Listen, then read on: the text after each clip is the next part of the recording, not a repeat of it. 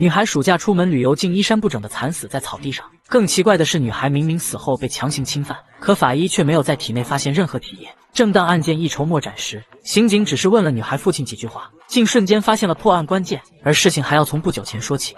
17岁少女张美娟下身，赤裸的惨死在荒山野林。根据验尸报告证实，她生前遭性侵后窒息身亡，死亡时间在星期一晚上8点至12点。警方勘查现场，却没有找到任何有效线索。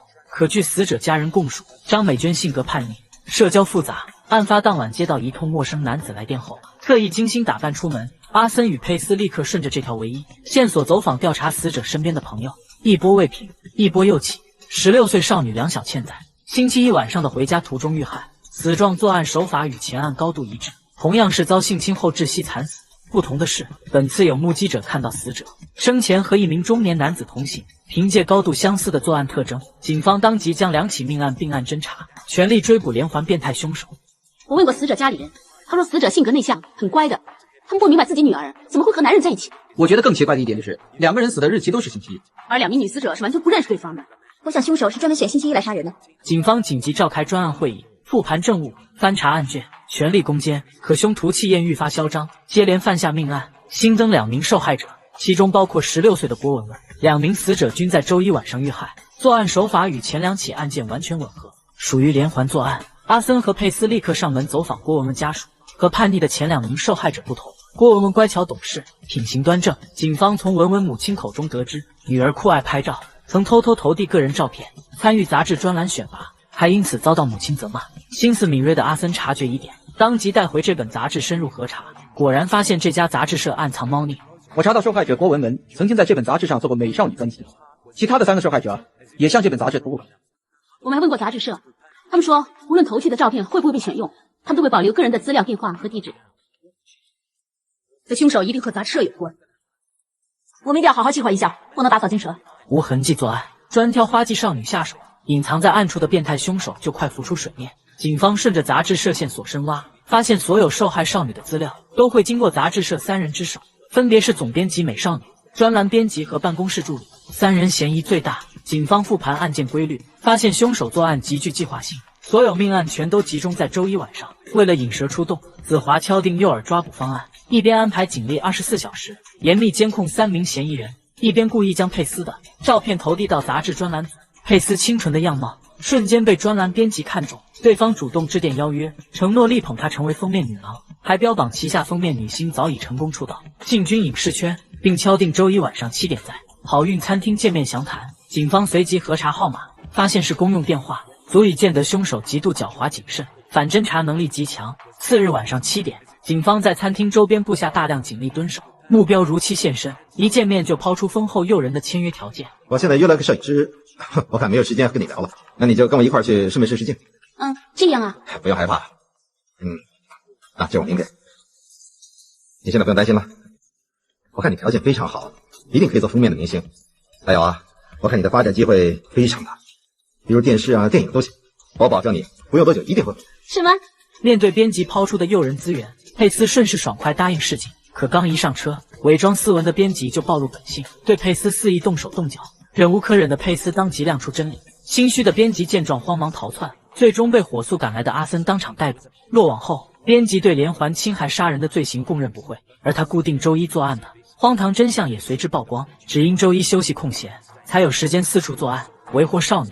连环悬案终于告破。过了几天，居民楼的垃圾堆里惊现一具男尸，警方核实身份后确认，死者是本楼住户于广义。阿森与佩斯立刻走访周边邻居摸排线索，得知死者职业是收账，性格暴力古怪，常年家暴妻子，还频繁带回陌生女子，风评极差。反观死者妻子阿珍，是邻里公认的贤妻良母，独自拉扯一对儿女，辛苦赚来的钱还常被丈夫抢走。不仅如此，与广义的各路债主还时常上门骚扰，为难阿珍母子。正因与广义作恶多端，恶行累累，他的死非但无人惋惜，反倒让邻居们纷纷拍手称快，直言他死有余辜。警方随即传唤阿珍协助调查。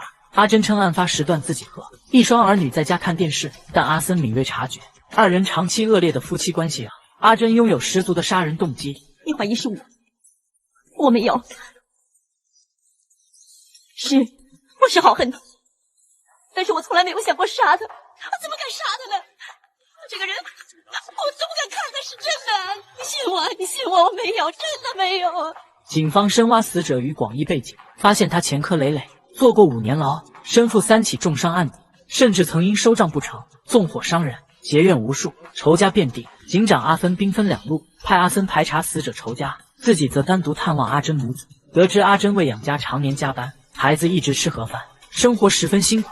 阿芬好心帮他介绍了一份酒吧夜班洗碗保洁工作，晚上8点到凌晨1点上班，方便他白天照顾孩子。阿珍入职后格外勤快懂事，看似彻底摆脱了家暴噩梦。可一次阿芬上门探望，顺手帮忙修水龙头时，意外发现家中手套有破损异常，瞬间心生警觉。恰逢阿珍买菜归来，阿芬为避免打草惊蛇，只能假装顺路探望，简单寒暄后迅速离开。看似毫无破绽的单亲妈妈，却悄悄露出了致命疑点。哎呀，你干嘛拿出来呀？刚才方姨说帮我们修水龙头嘛，拿出来给她戴呀。阿珍内心彻底慌乱，而察觉异常的阿芬也坐立难安。阿森排查死者所有仇家后，得出关键结论：绝大多数仇家均在狱中服刑，仅有1名在外人员。案发时段拥有完整不在场证明，这意味着外部仇杀的可能性彻底排除，凶手大概率就在身边，线索彻底锁死。阿芬带着重重疑虑前往酒吧，当面质问阿珍。做贼心虚的阿珍瞬间破防，慌忙离岗跑回家中，闭门躲避。最终在阿芬的耐心劝说与心理攻势下，阿珍终于打开房门，含泪吐露自己长期被家暴、被压榨的悲惨遭遇。他每天回来都拳打脚踢，我辛辛苦苦赚点钱回来，他全都拿走了，不管家里有没有饭吃。还带个女人回来，那些乱七八糟的女人，家里有孩子呀，怎么能这样呢？你知道，我一直忍受，真是受不了了。你可以离婚，行吗？我一说离婚，他就打我。我不想孩子受罪，我唯有忍着，唯有一直忍着。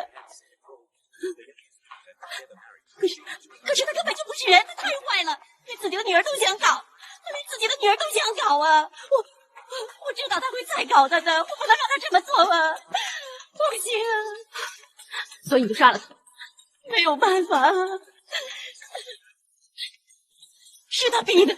原来就在案发当晚，趁着阿珍维修水龙头的空隙，禽兽不如的于广义竟然将魔爪伸向亲生女儿。万幸阿珍及时发现，才护住孩子免遭侵害。亲眼目睹女儿险些被伤害，再加上多年家暴的无尽屈辱与恐惧，彻底击溃了阿珍的心理防线。看着墙上的铁丝，为了永远护住一双儿女，她下定决心不再隐忍，亲手除掉了这个常年施暴的恶魔。警方查清全部真相后，无不心生同情，深知阿珍是被逼至绝境才奋起反抗。法院审理认为，阿珍长期遭受家暴，子女人身安全长期得不到保障，行凶实属情急之下的无奈之举，情有可原，最终酌情轻判，判处阿珍有期徒刑3年。